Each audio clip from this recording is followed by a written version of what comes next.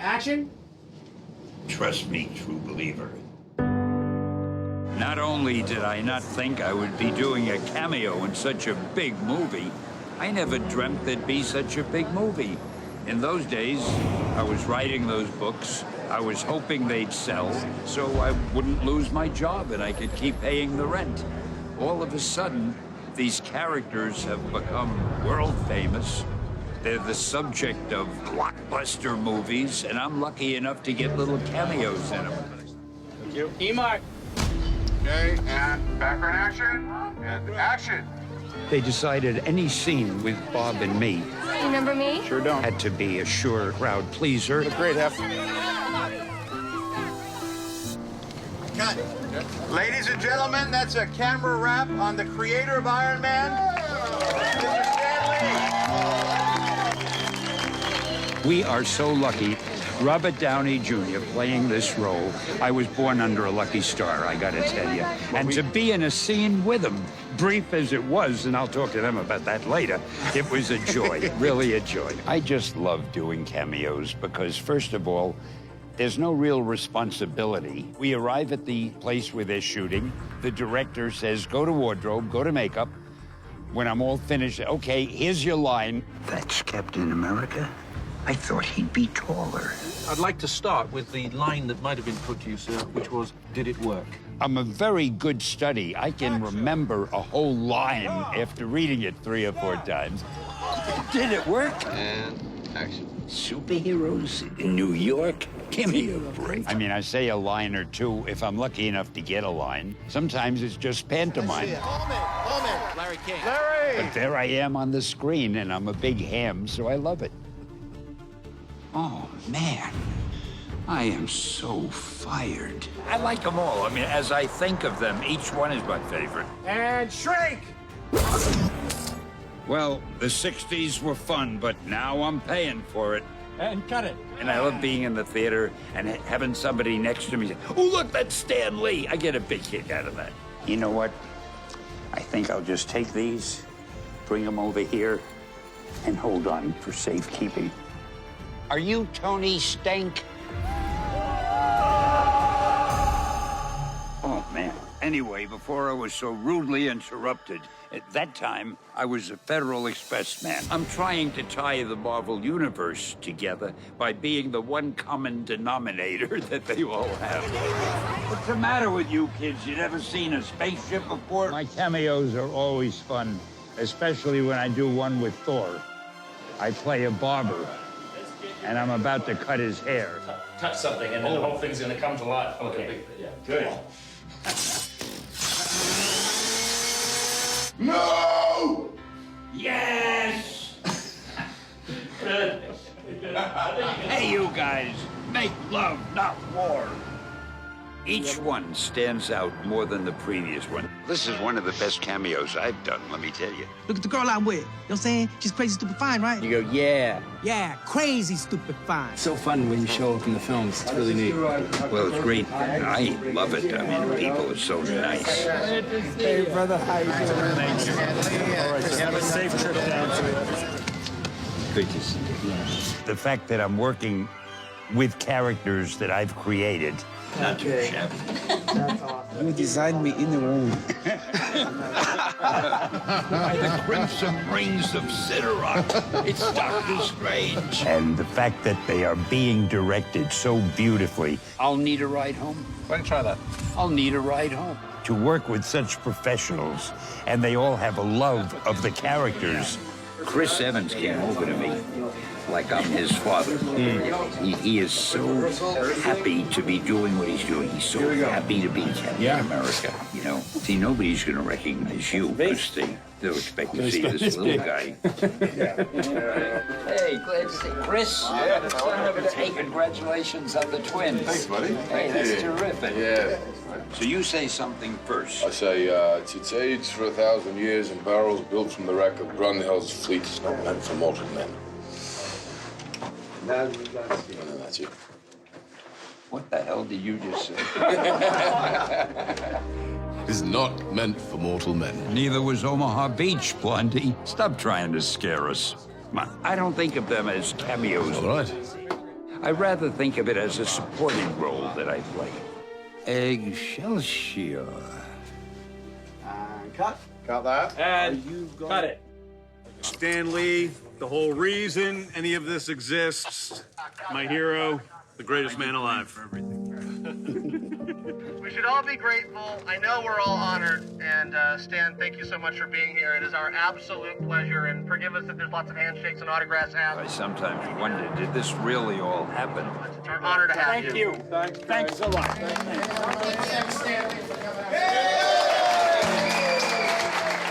In the days I was writing these things, I never thought it would turn into something like this. Thank you very much. This is just unbelievable. It's indescribable to work with creative people, especially people who make movies.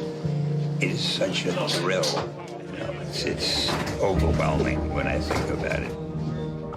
And I keep saying to myself, I can't believe this is me.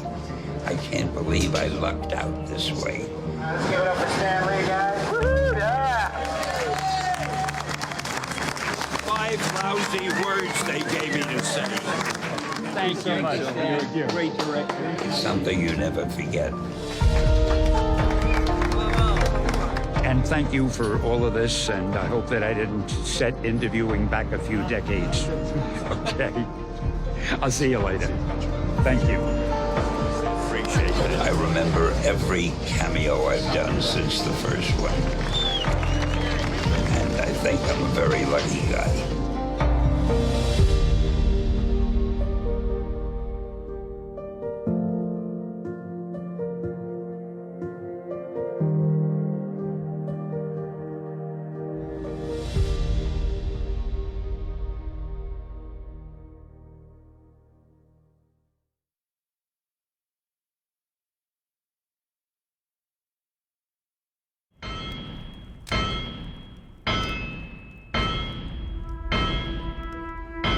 The journey of the entire Marvel Cinematic Universe started with the journey of Tony Stark.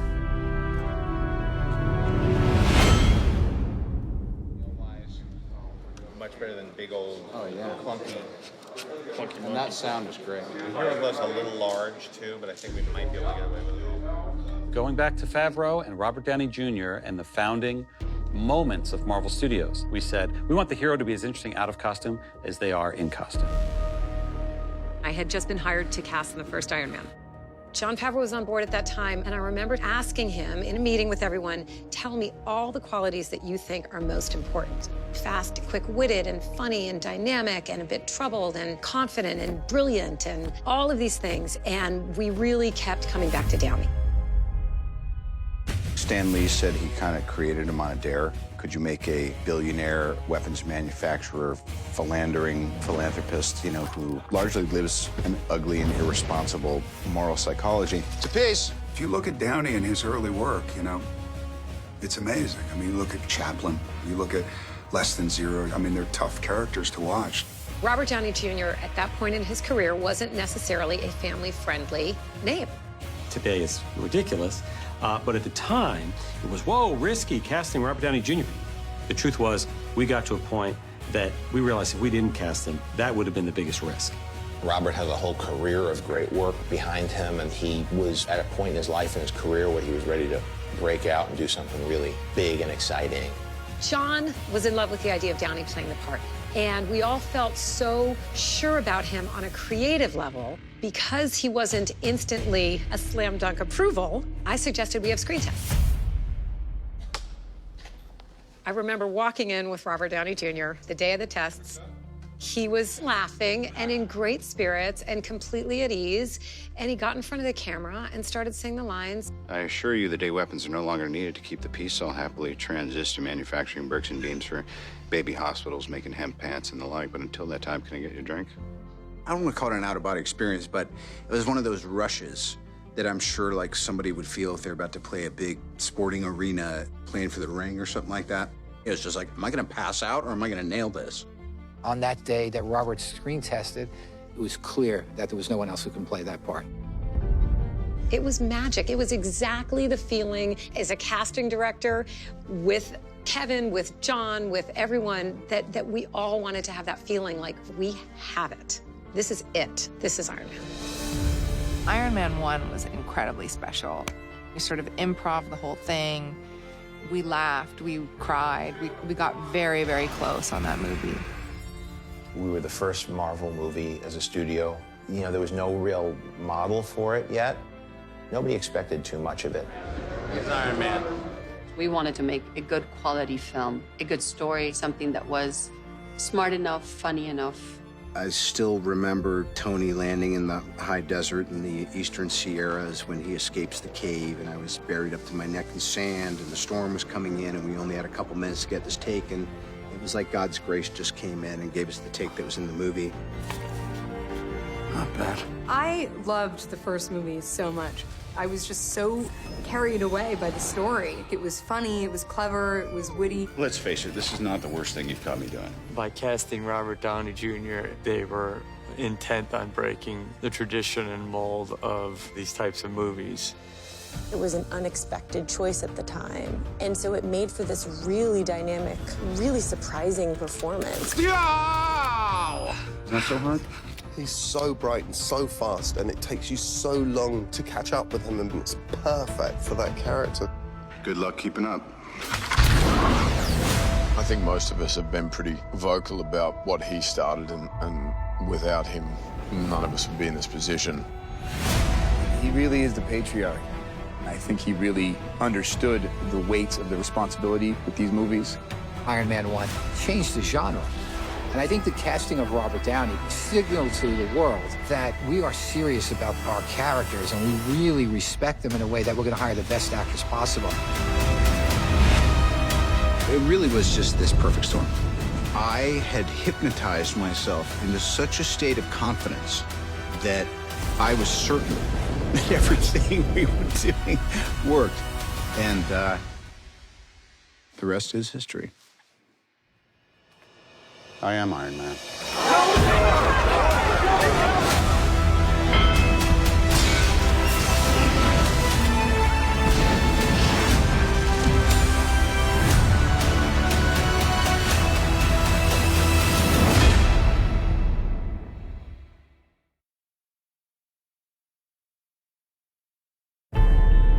I'm not sure we could have done this notion of an interlinked Marvel Cinematic Universe without Captain America. Whether it's bit by a spider or exposed to gamma rays, the notion of a superpowered human started with Steve Rogers. He is the backbone of the universe.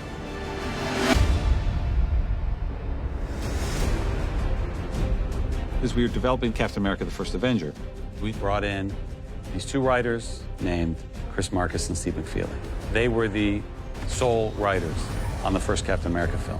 They went on to become the sole writers on Captain America: The Winter Soldier, sole writers on Civil War, and now Infinity War and Avengers Endgame.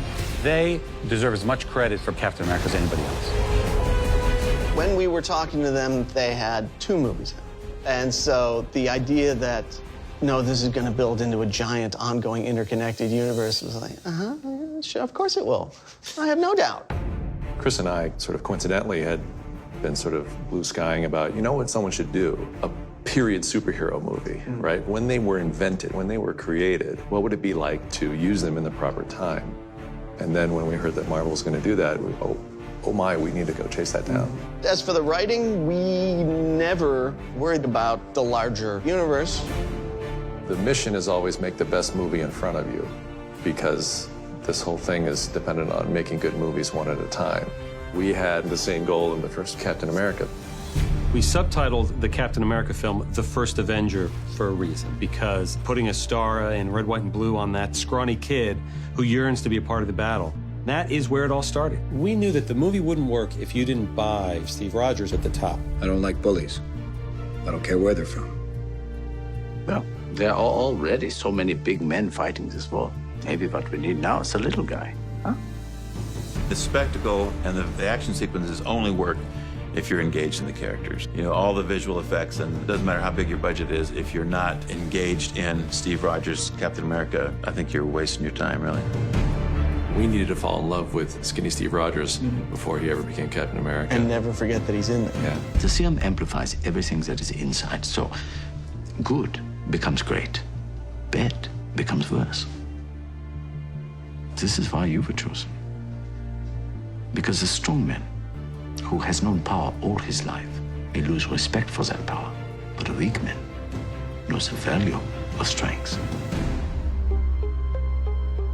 Steve Rogers, more than any of the other superheroes, really kind of loses who he was in the process of becoming Captain America. The old him ceases to exist. There's no life of Steve Rogers that he goes back to. In the Avengers, he's the leader because he's completely dedicated to everything, partially because he doesn't have anything else to turn to. His desire to keep it ordered and to keep some meaning, all of that stuff is still an issue for him. He's always been this very austere kind of guy, but had this real loyalty to institutions and to people. We have orders. We should follow them. Following's not really my style. I think they slowly strip that away from him. You know, he loses his faith in government and Winter Soldier, loses his faith in his friends and his family in Civil War. You know, I think when we see him in Infinity War, he's just turned his back on a lot of things. Earth just lost your best defender. So we're here to fight. And if you want to stand in our way, we'll fight you too. With this movie, they let him kind of return back to that hopeful soldier, leader. This is the fight of our lives. And we're gonna win. Whatever it takes. When we first met the folks at Marvel, we chased the Captain America job and certainly had no idea that it would lead to the next 10 years of our career. And we've had Cap most of the way. It's been a lot of fun having someone with that gravity. It's a rare character. You don't get to write that character much anymore. He's an aspirational figure. It's a combination of where we put him in the universe and Cap rising to the challenge. You just don't know when to give up, do you? We're gonna do this all day. When our characters are beginning to come to life, it all starts with artwork. Our visual development group, led by Ryan Meinerding, for the better part of a decade, has been that very important step between the comics and the final product that has brought Captain America to life. One of the great things about the comics is that Captain America was always designed to read really quickly. And also, because they had limited colors in the printing, there's a simplification that happened with a lot of them, that they were just, you know, this guy's red, white, and blue. There's a really fast, iconic thing that happens with the characters as the source material. Trying to bring that into a real setting, like for a film, whatever they simplified for the design for the comics, we're trying to fill out in a way that makes it feel real. If they only had line work and 4 colors, and they're able to make something that resonates with people for 60, 70 years, how can we find a way of putting it into our work? In the case with Captain America, we're trying to find reference materials that bring him into sort of a world of a soldier. The first time he puts on the costume in Captain America: The First Avenger, it's about him being that sort of patriotic icon that's in the USO show. So that was where we were trying to sort of take those really classic and iconic lines that were designed back in the 40s and turn it into something that was always kind of meant to be a little bit goofy, sort of put him on stage and say, you're a symbol for America, show us how much of a symbol you are. Not all of us can storm a beach or drive a tank, but there's still a way all of us can fight.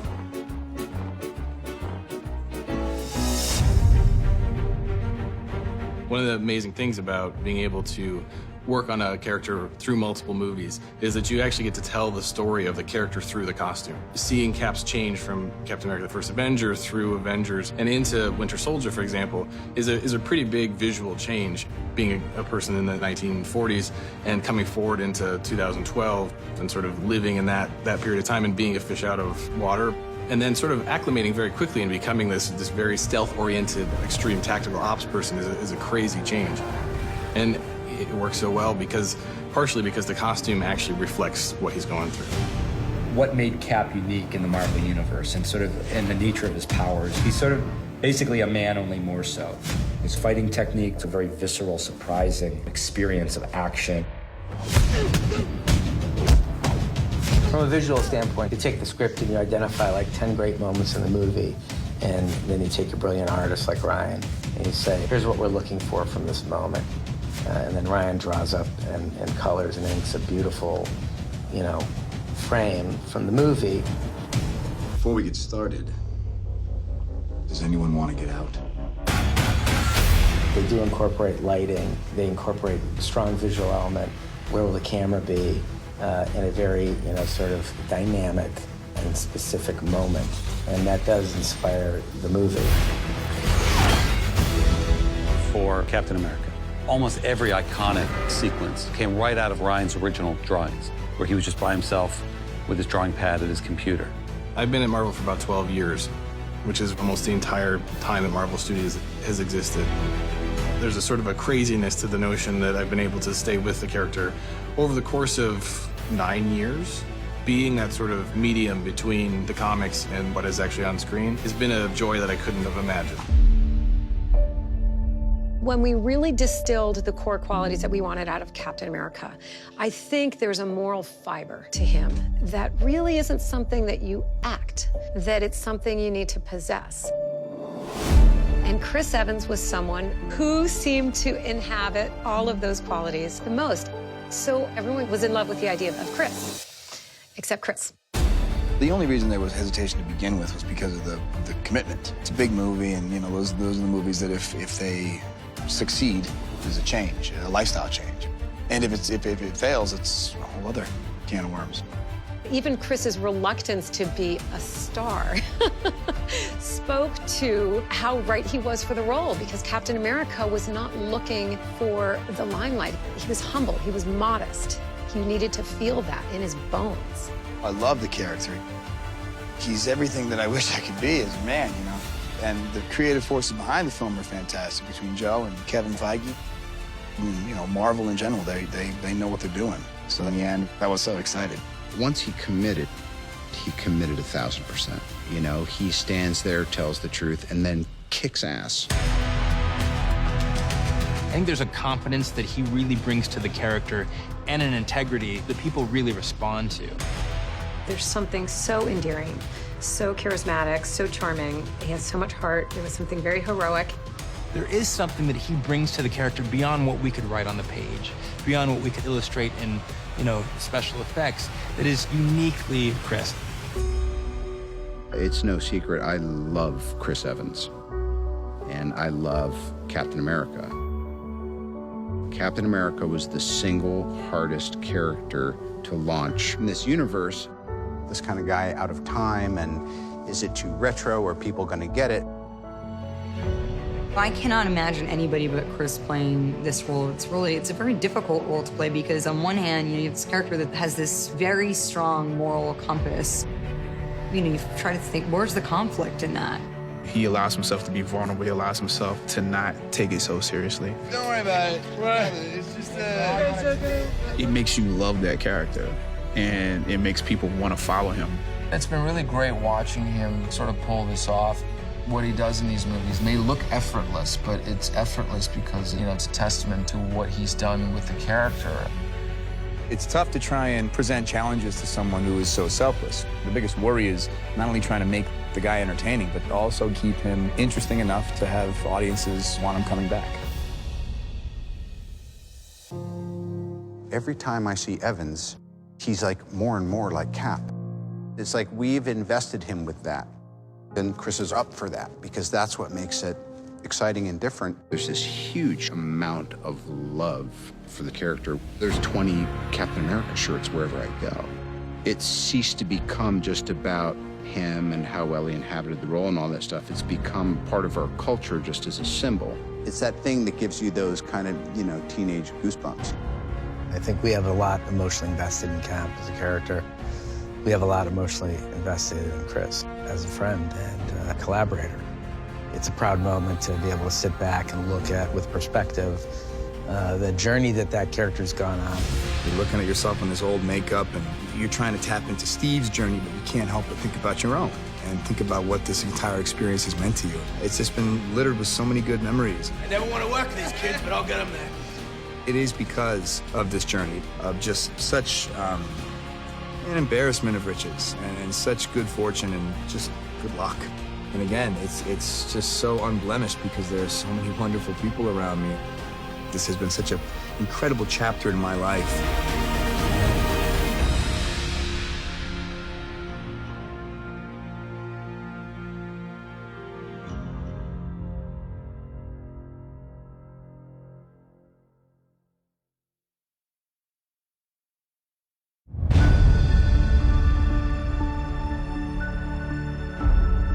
would love to take this character in every different direction. I think she certainly encounters her fair share of the Marvel Universe.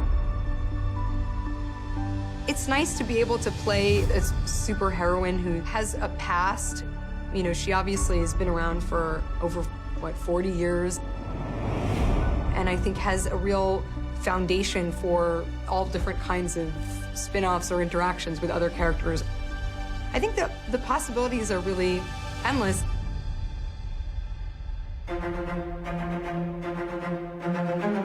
In Iron Man 2, the part that appealed to me most about her was her dedication and just her intelligence. I think you need smart people in a movie like that. There's too much up for grabs. There's too many things that change, and you need somebody who's going to be a steward of their character. Cordon off all access to the track and clear the airspace from here to Nice.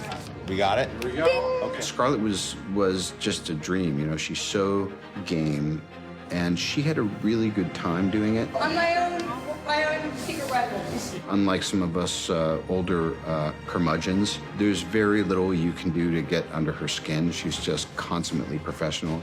I love playing this character. When we first met Natasha in Iron Man 2, she was Natalie, and you got to see her kind of undercover work, and it wasn't until the end of that film the true identity was revealed as an agent of S.H.I.E.L.D. You are mind-blowingly duplicitous. How do you do it? You just tear things up. You're a triple imposter. I've never seen anything like it. Is there anything real about you?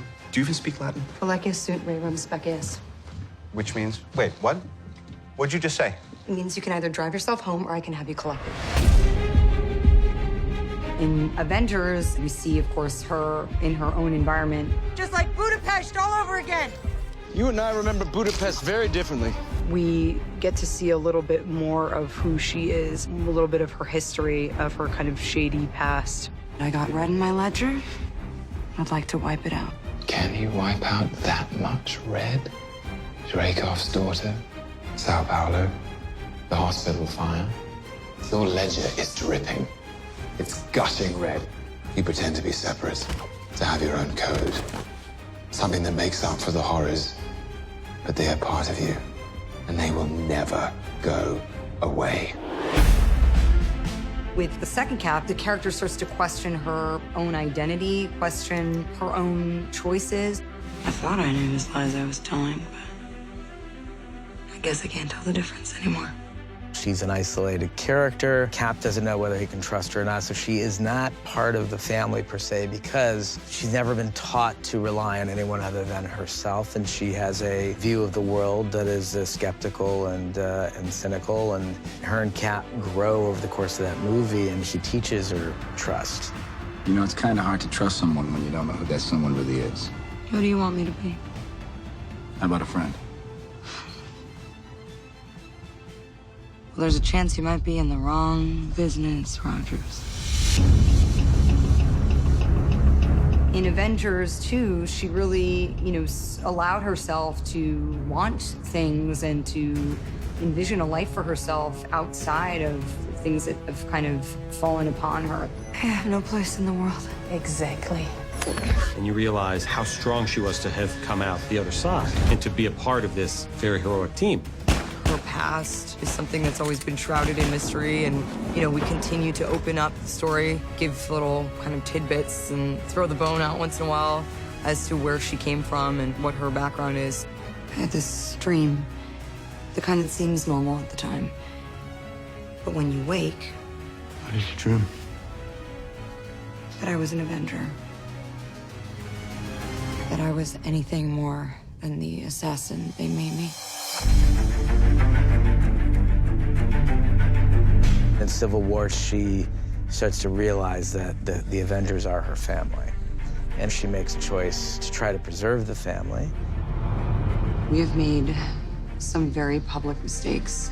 We need to win their trust back. That's what makes this character really heroic, is that she's kind of dug her heels in and said, look, I could kind of go down this road, which would be the more desirable road personally, and disappear and live off the map, but she chooses this kind of greater calling. Just because it's the path of least resistance doesn't mean it's the wrong path.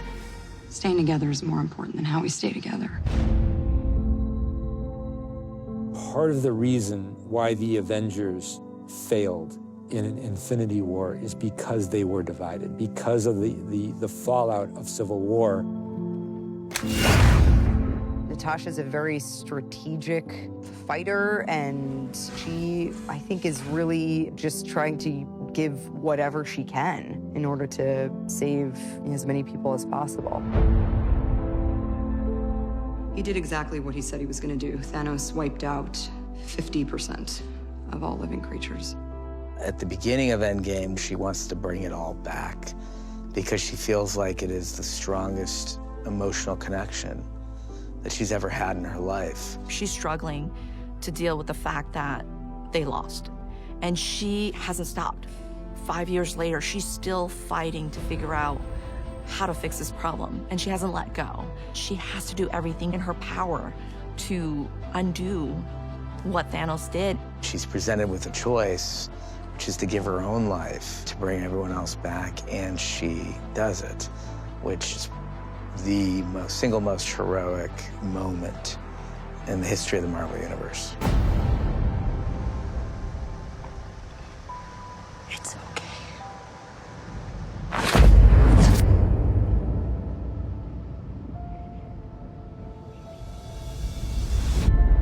I actually think that in some weird, and it is a very emotional thing, but some weird, twisted up, fateful way, this character who, has searched her whole life for a purpose actually finds her purpose. And it's like this amazing, super emotional, beautiful thing.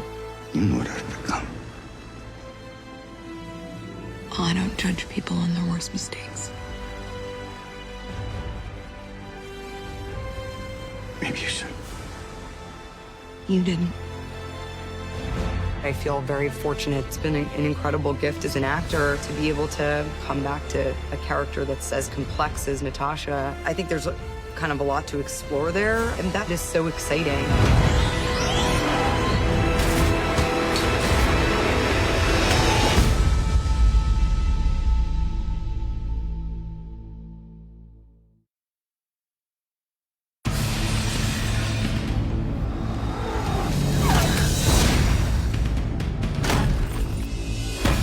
Coming down the middle as our heroes are running this way and this way.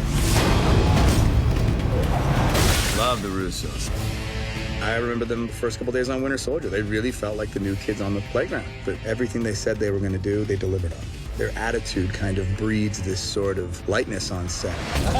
Okay, let's do one more. They're the filmmakers that took the Captain America series and elevated it with a Winter Soldier. You gotta know, Cap. This is impersonal. Yeah. And then you... That then did it again with Civil War. That film is gigantic. This is going to be a great shot. We were midway through production on Civil War, and we saw the amazing job that Anthony and Joe were doing, handling all these different characters, telling this very unique storyline. It's going kind of this way right now, and then the window's going to shatter. We knew where we wanted to head with the next Avengers film, and it was then that we started talking to them about coming from Civil War on to Infinity War. We had no time to settle between Civil War and Infinity War. As we were conceiving and executing Civil War, the end of that movie was very much a setup for what these movies would be. We always had the sense of that. Even not having a break, I think we're able to move forward because there is such a continuity in the narrative. Infinity War. The scope of the film, I think, is unrivaled. And really, the only way the film could be made was in the hands of Anthony and Joe Russo. That was an E+ version of the shot. I was really blown away by how culturally powerful it was. I've never seen a reaction like that after a movie. Infinity War takes people on an epic quest that does everything from entertain and delight you to devastate you emotionally. The success of that film is certainly a testament to the Russo brothers as a directing team. There's no doubt it was not an easy task. You look at Infinity War, you're in the hands of master filmmakers. It is truly remarkable. Slow it down just a hair, and just turn it into a little bit of a... Yeah, sure. Like I'm gonna get, give it a little look and then go with it. Okay, here we go. We talk a lot about the culmination of Avengers Endgame. We wanted to do a great finale that not only had the spectacle worthy of Infinity War, but with sequences and scenes and character interactions that could only be done with Joe and Anthony. They're the only directors that could handle this many characters and doing this ambitious of a story that needs to pay off every film that we've ever made in one climactic conclusion, while at the same time introducing an entirely new direction for the future. When we were thinking about these two Avengers films, we came up with this idea, let's shoot them together. And it seemed like a great idea at the time, but it's impossible to juggle one story. And the idea of two stories this complicated, figuring out what they are, how they intertwine. The Russos are so adept at handling complicated storylines. You know, after the camera whips to you, Yeah. sort of take in the group for a beat and then ask where's Fury. You have to understand what makes each character unique, what special qualities they bring to it, how they can shine. It's pretty amazing watching these brothers like create these amazing, powerfully epic tales. Gonna be the more that way. Well, that'll just be the badass delivery. You feel very, safe and taken care of, and at the same time you feel like you can contribute. I'm clearly charting the course, and if you just come in and start charting the course, you're like, we're going somewhere too. The magic trick is that they're working with so many actors that have, their own relationship to the characters, that come from their own sort of parts of the universe, and to make that all into something that feels cohesive is incredible. So it's all in one piece. So It it's gets gonna be like, focused at the end of it. Boom. Go back to the stage. They have done the unthinkable, really. I mean, it's not just two movies back to back, it's the two biggest movies of all time, and they've been at the helm the whole time, without fail. They love these characters, and they know these characters inside out. Anthony and Joe, they've essentially been on a job for 6-7 years now. And I love them. And they love the Avengers. Joe and I have always loved to figure out how do we take the character and how do we take the audience and how do we take ourselves on a surprising journey that is not holding anything back. As you progress through films like that, your job as directors gets bigger and bigger. We really have an amazing team around us that allow us to focus on the bigger picture, and so we're very happy with this experience.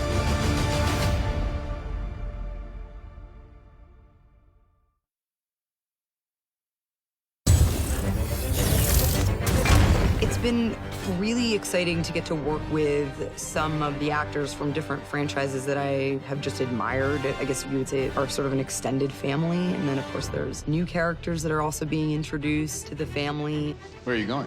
To kill Thanos. Certainly great to see that the audiences are embracing and even asking for, begging for really strong female superheroes. It's wonderful to feel like you've witnessed and been a part of that growth. I'm always picking up after you boys. I think one of the dangers of playing a kick-ass chick is that you just mimic what you've always seen kick-ass men do. You want to show me how to punch? That's how you punch. It's really important for me to find the voice and the rhythm and the style and the meaning of what it means to be a powerful woman, and that be its own distinct thing. I so enjoyed being able to be a piece in the puzzle that was a woman who was the head of an army and who was the right-hand man of the leader. And seeing how that resonated was very humbling and very moving. Women are demanding equality in the workplace, whether you're in a superhero costume or an office job. And I think Marvel is doing a great job of amplifying that in the films and representing that properly, and that's a beautiful thing. Every morning I think about every way that I can help women have representation and be out there in the world. And I think for me it's important for women to know that it can be done. Hi, I'm Peter Parker. Hey, Peter Parker. You got something for me? Our goal with Endgame was to provide a climactic conclusion to the journey that the MCU has been on for these 11 years now. And so we spent a lot of time looking backwards at the journey that the overarching narrative has taken and all the characters that have been a part of that story. And I remember it just dawning on all of us one day, just like the sheer number of amazing female characters that were now in the MCU was just so exciting and impressive to all of us. I mean, we really looked for an opportunity to just celebrate that. You get to see this really beautiful thing, which you kind of get a taste of with Avengers Infinity War as well, which is very powerful people meeting each other, powerful people all being in one room, powerful people that all have very specific skills working together to form a team. We have a small little moment in the Wakanda field in Infinity War where we have Okoye, Natasha, and Wanda teaming up to fight Proxima. And that moment in the trench was pretty spectacular to see when we were shooting Infinity War. And we wanted a little bit more of that in Avengers 4. I don't know how you're gonna get it through all that. Don't worry. She's got help. It was really beautiful to feel this sort of Marvel sisterhood, you know, and we're all coming from so many different films that we all came together. It's kind of like, I see what you do. I know your powers. Okay, show me what you got. And then we just clicked, and we were just like cheering each other on. Everyone's just kind of taking their turns, moving around, trying to help each other out. It was so fun. You share this connection. So there's a connection without ever having met. It's a really cool thing about the whole battle. That day was insane. We were all in it together and it felt electric. It was really, really cool.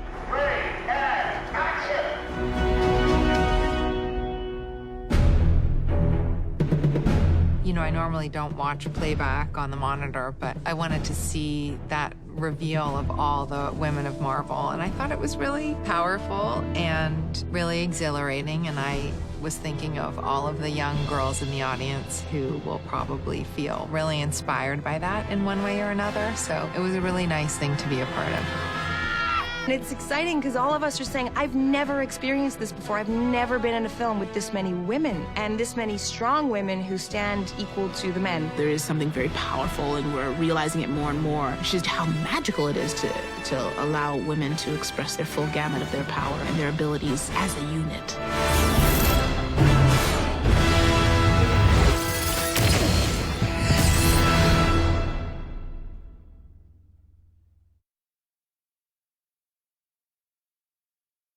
What's wrong with him? He's pissed. He thinks he failed. Thor has suffered tremendous loss, more so than any other character. Asgard has been destroyed, and now he has to suffer the loss to Thanos. How does a person who's suffered two devastating losses like that move forward, and how would he process that?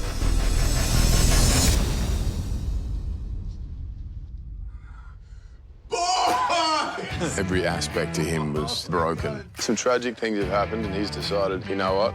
I'm just gonna check out and eat pizza and drink beer, and that's what he's done, you know? You all right? Yes, I'm fine. Why? Don't it look all right? You look like melted ice cream. So what's up? You just here for a hang? He's a very depressed, sort of removed Thor, becoming the opposite of what we've known him to be in the past. Don't you think I'm down there wallowing in my own self-pity, feeling sorry for myself, hoping to be rescued, hoping to be saved, but you're wrong, okay? But the great thing about Thor is, like, there's something in his spirit that stands in contrast to where he's let himself go physically and emotionally. There's beer on the ship. And what kind?